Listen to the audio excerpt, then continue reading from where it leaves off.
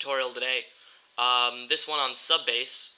It's going to be pretty straightforward, but centered around some of the tricks that you can do with sub bass in Ableton. Nothing that really sets Ableton apart, or the sound that sub bass, or the sound of the sub bass that you'll get. It's just convenient, and it makes the whole process a little bit shorter. Like I said, though, if your sub bass is bad, you know, it's going to be bad in whatever digital audio workstation you're using. So, but, you know, I think that's the point of this tutorial, so it doesn't sound bad.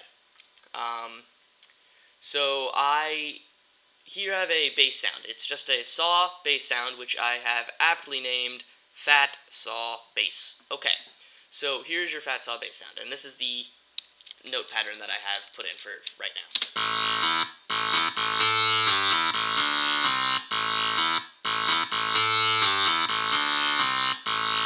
Okay, it loops like that. It's nothing special. It's just a nice little pentatonic thing.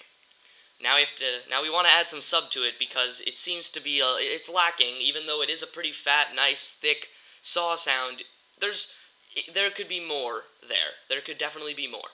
So the great thing about Ableton is that you can, within an instrument rack, create a chain and layer multiple sounds and put it all within one instrument rack, and just label it as one instrument.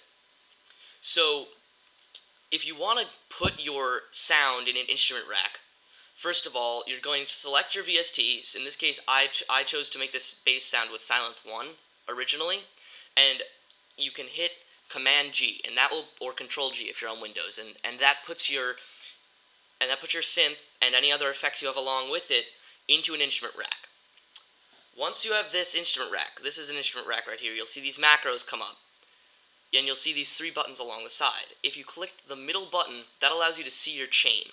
So you see I have my Silent 1 chain. This is, you know, here's my Silent 1, starts with Silent 1, the signal routes through each of these things, and then comes out the other side. Simple as that. So now to add sub bass, and without having to re-input any notes or copy and paste a part, I can just drag Massive down in here, and I get a whole nother chain alongside the Silent 1 chain. And this second chain, which is Massive, is going to play the exact notes that are in my MIDI clip here. So I don't even have to make another track to do this. I mean, obviously you could make another track and then group the 2 tracks together and, you know, apply effects to the grouped tracks on your group, but that's not the that's not the most space efficient way to do it in Ableton specifically. But, you know, in any other digital audio workstation, that's probably what you're going to end up doing, is going to be having 2 separate tracks, one with sub, one with bass, and grouping them together and affecting them together and treating them as one. But they're going to start it as 2. Okay, so now let's hear what this sounds like now. I mean, that doesn't sound good, it doesn't sound like it has a sub bass, and that's because it doesn't. So, you know, if I were to solo this, so you hear the Massive in the background, it's playing the same thing. So, most sub bass, and rightfully so because it doesn't have many harmonics, is based around sine waves. So I'm just going to go ahead and change my oscillator to a sine square in this case, because square waves can add some nice harmonics without being overbearing, especially in a sub bass. So, here we go. You can hear this.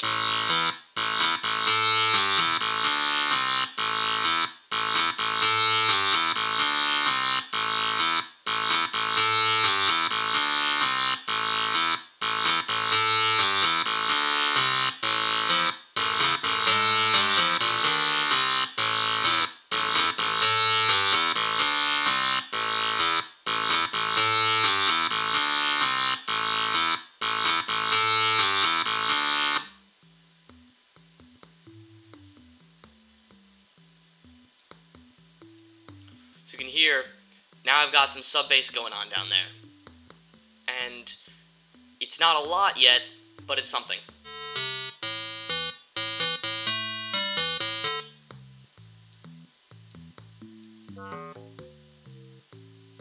So what I'm doing is playing around so that it has a primarily deep bassy sine wave, creating that nice, the real low sub stuff. And then I'm adding a little bit of a square in with just like a little bit of intensity, and I've got a little bit more intensity on this upper sine wave, just to add some more of the upper harmonics, so that it adds to the sound but won't be clouding the sound, if you understand what I'm trying to go for there.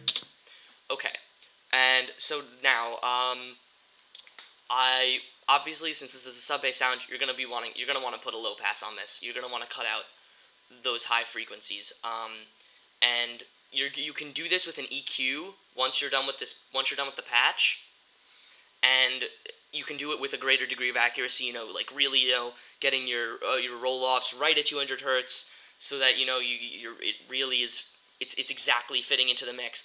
But I think for now, this'll do the trick, and you'll see the fundamental idea of how you can make this sub bass sound. So,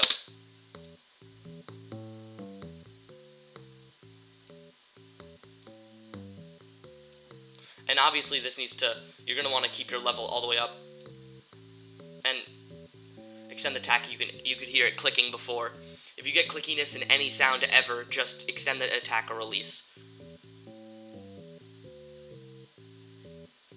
Okay.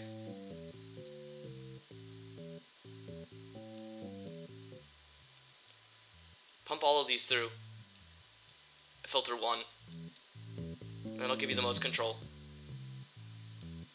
And you can hear it without speed.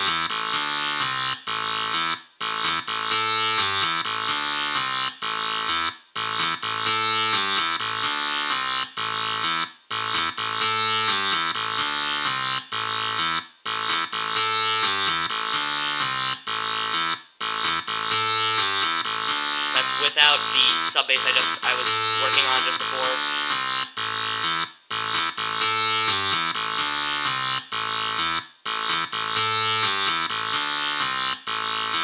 So there you go. You can definitely hear how that bumps it up.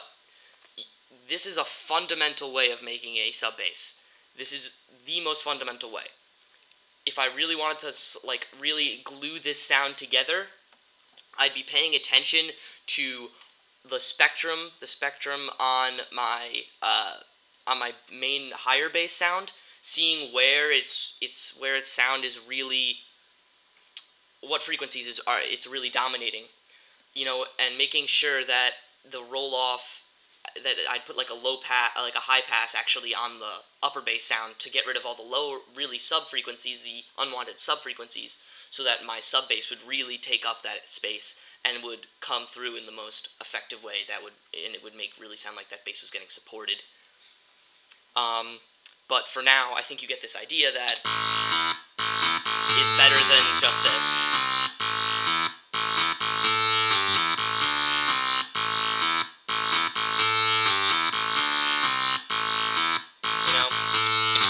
No doubt there. That's definitely an improvement.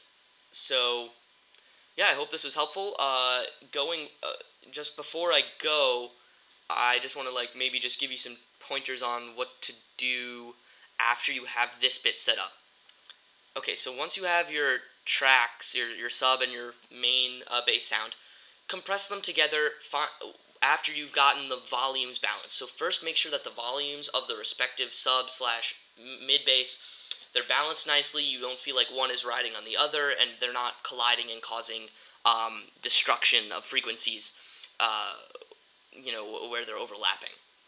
Once that is established, you might want to throw a compressor on the two, because compressors, they glue sounds together. That's why people layer and then compress.